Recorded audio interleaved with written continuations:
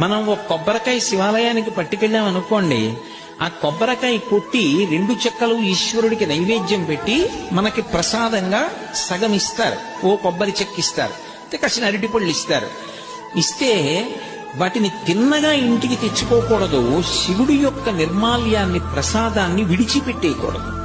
చాలా మంది తెలిసి తెలియక ఒక మాట అంటుంటారు, శివాలయం నుంచి ప్రసాదం తెచ్చుకోకూడదు అంటుంటారు. బాగా వినండి, శివాలయం నుంచి ప్రసాదం పట్టికెళ్ళి తీరాలి ఇంటికి. దాన్ని గోడ మీద పెట్టేయడం, నంది దగ్గర పెట్టేయడం, అటువంటి పిచ్చి పనులు చేయకూడదు. ప్రసాద తిరస్కారము బహుదోషము, ప్రసాదాన్ని తిరస్కరించకూడదు. అందుకే అన్నవరం సత్యనారాయణ స్వామి కథలో ప్రసాదాన్ని తీసుకోకుండా ఆ పిల్ల భర్తని చూడ్డానికి వెడితే పడవ మునిగిపోతుంది. ఒక కథలో ఏమిటి, ప్రసాదం తినకపోతే పడవలో ముంచేసేటంతటి పైసా